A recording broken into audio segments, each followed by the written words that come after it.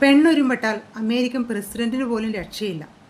ഇത് ഞാൻ പറഞ്ഞതല്ല, കഴിഞ്ഞ ദിവസം സോഷ്യൽ മീഡിയയിൽ വന്നൊരു വാർത്തയാണ്. എന്താണ് ഇങ്ങനൊരു വാർത്ത വരാൻ കാരണം? നിങ്ങളെല്ലാവരും അറിഞ്ഞിട്ടുണ്ടാവും.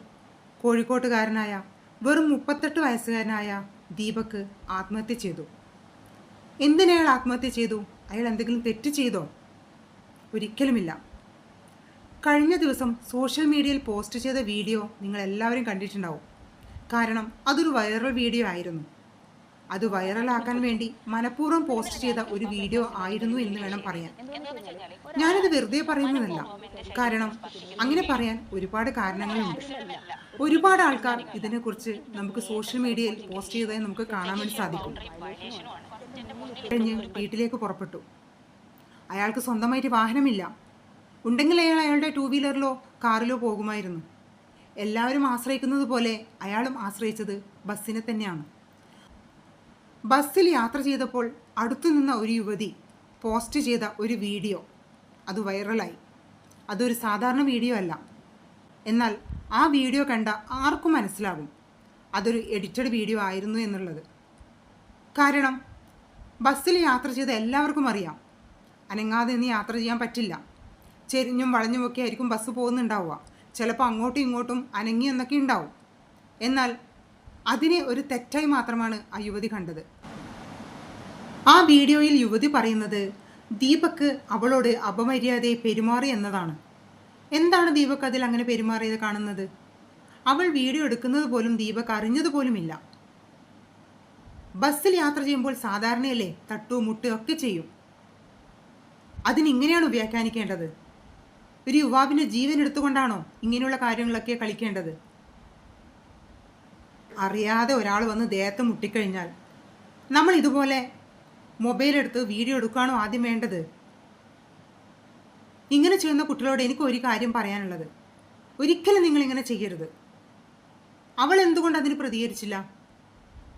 ഇനി ദീപക് അവളുടെ ദേഹത്ത് മുട്ടി എന്നാണ് അവൾ കരുതുന്നതെങ്കിൽ എന്തുകൊണ്ട് ആ സമയത്ത് അവൾ പ്രതികരിച്ചില്ല?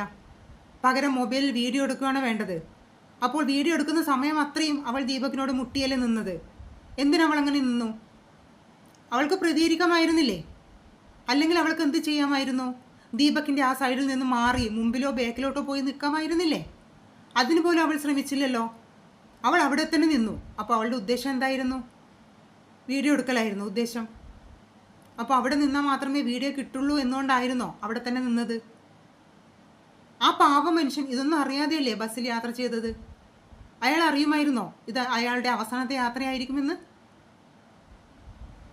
ഇനിയെങ്കിലും ബസ്സിൽ യാത്ര ചെയ്യുന്ന കുട്ടികൾ നിങ്ങൾ അറിയണം, നിങ്ങൾ ശ്രദ്ധിക്കണം. ഇങ്ങനെ നിഷ്കളങ്കരായ ഒരുപാട് ആൾക്കാരുണ്ടാവും. എല്ലാവരും ആണെന്ന് ഞാൻ പറയുന്നില്ല. കാരണം മനുഷ്യന്മാരാകുമ്പോൾ പല രീതിയിലുള്ള ആൾക്കാരുണ്ടാവും. പക്ഷേ നമ്മളൊന്നും അറിയാതെ തോന്നിയതുപോലെ ഇങ്ങനെ ചെയ്യുന്നത് കാരണം നിഷ്കളങ്കരായ ആൾക്കാരുടെ ജീവിതമാണ് പൊലിഞ്ഞില്ലാതാകുന്നത്. സോഷ്യൽ മീഡിയയിൽ എന്തെങ്കിലും ഒരു പോസ്റ്റ് ചെയ്താൽ അത് സത്യമാണോ അല്ലയോ എന്നൊന്നും ആൾക്കാർ അന്വേഷിക്കാറില്ല. എല്ലാവരും അവരവർക്ക് കഴിയുന്ന പോലെ അവർ ഷെയർ ചെയ്യും. അത് വൈറലാവും. ഈ പോസ്റ്റ് ചെയ്യുന്ന കുട്ടികൾ അത് ശ്രദ്ധിക്കണം.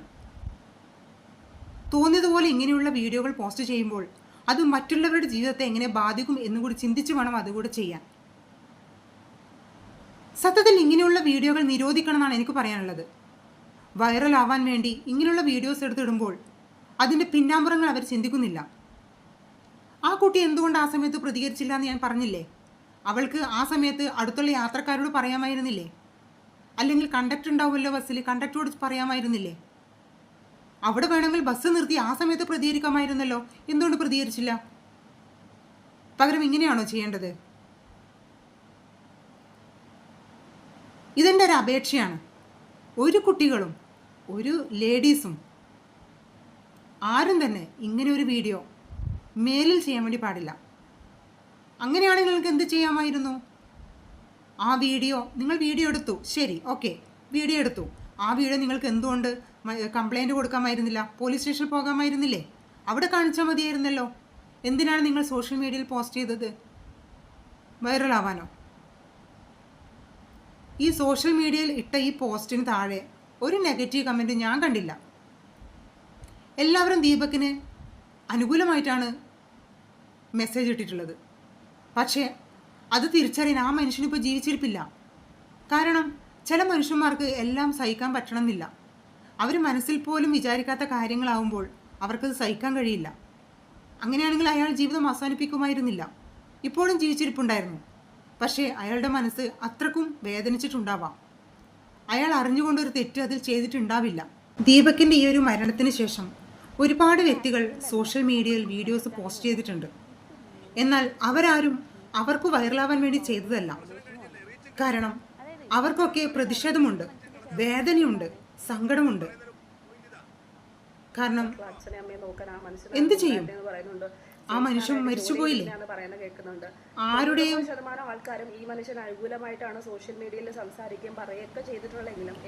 ആരുടെയും കുറ്റപ്പെടുത്തലുകൾക്ക് കാത്തു നിൽക്കാതെ അയാൾ യാത്രയായി. നിരപരാധിയാണെന്ന് തെളിയിക്കപ്പെടുന്നതിന് മുന്നേ തന്നെ ദീപക് യാത്രയായി.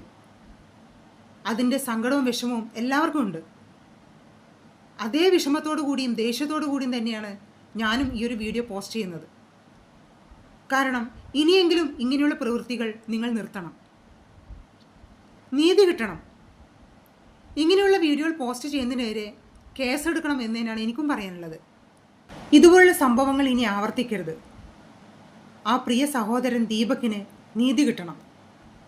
ഒരേ ഒരു ആശ്വാസം എന്ന് പറയുന്നത് അഡ്വക്കേറ്റ് ഫൗസി ഹബീബ് നീതി വാങ്ങിക്കൊടുക്കും എന്ന് പറഞ്ഞ് മുന്നോട്ട് വന്നിട്ടുള്ളതാണ്. ഒരു ബിഗ് സല്യൂട്ട് ആ ലേഡിക്ക്. കാരണം ഇങ്ങനൊരു സംഭവം ആർക്കും പൊറുക്കാൻ പറ്റുന്നതല്ല. ഒരു യുവതിയുടെ മുമ്പും പിമ്പും ചിന്തിക്കാതെയുള്ള ഒരു പെരുമാറ്റം എടുത്തത് ഒരു യുവാവിൻ്റെ ജീവനാണ്. അതിന് എത്ര വില കൊടുത്താലും ആ ജീവനെ തിരിച്ചു കിട്ടില്ല. അതുകൊണ്ട് തന്നെ എത്രയും പെട്ടെന്ന് ആ മനുഷ്യന് നീതി വാങ്ങിക്കൊടുക്കണം എന്ന് തന്നെയാണ് എനിക്കും പറയാനുള്ളത്. ദീപകിൻ്റെ ഒരു ബന്ധു തന്നെ ഒരു വീഡിയോയിൽ പറയുന്നുണ്ട്, അത്രയും സാധുവായ ഒരു മനുഷ്യനായിരുന്നു ദീപക്. ആരോടും ഒരു അടിക്കോ വഴക്കിനോ ഒരു പ്രശ്നത്തിനോ പോവാത്തൊരു മനുഷ്യൻ. ആരെങ്കിലും എന്തെങ്കിലും അടിയോ വഴക്കോ കണ്ടാൽ തന്നെ മാറി നിൽക്കുക മാത്രമേ ആ ഒരു യുവാവ് ചെയ്യുമായിരുന്നുള്ളൂ എന്നാണ് അദ്ദേഹത്തിൻ്റെ ബന്ധു പോലും പറയുന്നത്. ആരും അവരെ കുറ്റം പറഞ്ഞിട്ടില്ല. അയാൾ വർക്ക് ചെയ്യുന്ന സ്ഥാപനത്തിലെ ആൾക്കാർ പോലും ദീപകിനെ കുറ്റം പറഞ്ഞിട്ടില്ല. അത്രയും നല്ല മനുഷ്യനായിരുന്നു ആ ദീപക് എന്ന മനുഷ്യൻ. എന്നിട്ടും ആ മനുഷ്യന് ഇങ്ങനെ ഒരു ഗതി വന്നത് എന്തുകൊണ്ടാണ്? സമൂഹം മോശമായിട്ടാണോ? ആ വീഡിയോയിൽ ആ യുവതി പറയുന്നുണ്ട്, സമൂഹത്തിനെ കുറ്റം പറയുന്നുണ്ട്. സമൂഹത്തിൻ്റെ കുറ്റം കൊണ്ടാണ് ഇങ്ങനെ സംഭവിച്ചത്. ആ യുവതിക്ക് തെറ്റി. കാരണം അവൾ വിചാരിച്ചത് ഇങ്ങനെയൊക്കെ പറഞ്ഞാൽ എല്ലാവരും അവൾക്ക് സപ്പോർട്ട് നിൽക്കും എന്നുള്ളതാണ്. ആരും നിൽക്കില്ല, ആരും സപ്പോർട്ട് നിൽക്കാൻ പോകുന്നില്ല. എന്തിനായാലും നീ ഈ ചെയ്ത തെറ്റിന് നിനക്ക് തീർച്ചയായും ശിക്ഷ കിട്ടിയിരിക്കും. അതാണ് നമുക്ക് ദീപകിന് കൊടുക്കാൻ വേണ്ടി പറ്റുന്ന ഏറ്റവും വലിയൊരു അർച്ചന എന്ന് പറയുന്നത്. അതിനു വേണ്ടിയാണ് ഞങ്ങൾ എല്ലാവരും കാത്തിരിക്കുന്നത്.